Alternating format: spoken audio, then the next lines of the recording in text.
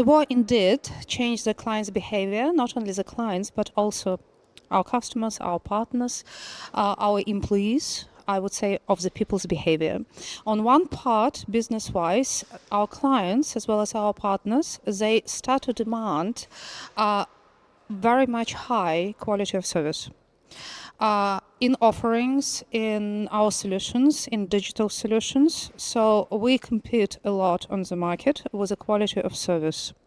There is another level that is personal. And in personal, we saw quite a dramatic shift towards empathy in what we are doing. How we answer to the clients, how we treat their problems, how do we solve their problems. So empathy, in my view, has become the key, and this is the current reality. Well, in the event of a major war, the key steps are certainly for the state, the government, to make it very clear that it is ready to support the financial system. And this can take actually many different forms. It can be underwriting some credit risk, underwriting some insurance risk. It can be deciding about a bank holidays. A bank holiday typically gives you some time to solve problems. It can be closing the stock exchange for some time. The list is quite long, but I think the key step is really make sure that everybody understands that the financial system is not just on its own, but it is backed by the government. It has two sides always. I think it's almost every technology, and especially when we think about cyber and AI, we can see how many good things have happened, how with cyber we've become all very interconnected, and the internet revolution changed our lives forever. And now with AI, we see AI is being used for so many good things, in healthcare and in many other sectors. There are so many good and good things and benefits from these technologies.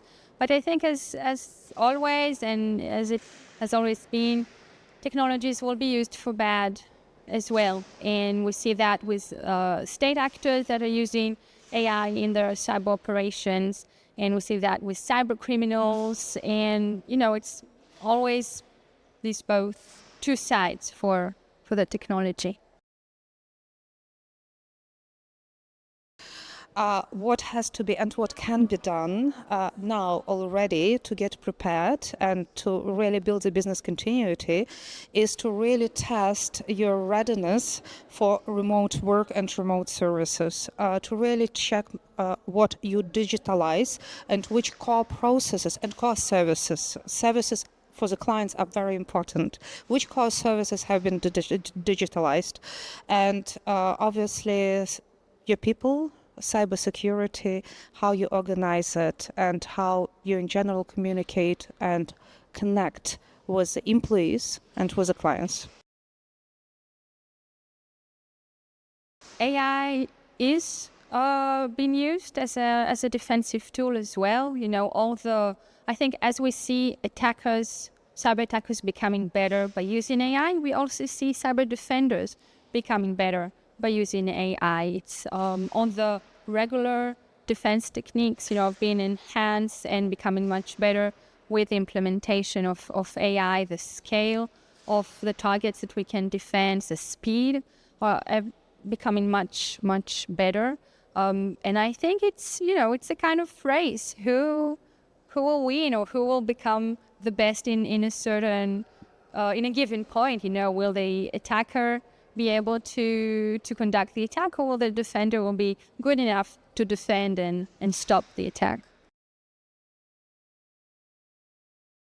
Every country in Europe should consider today that war with Russia is a risk which has a non-zero probability, and the probability of that risk is probably rising.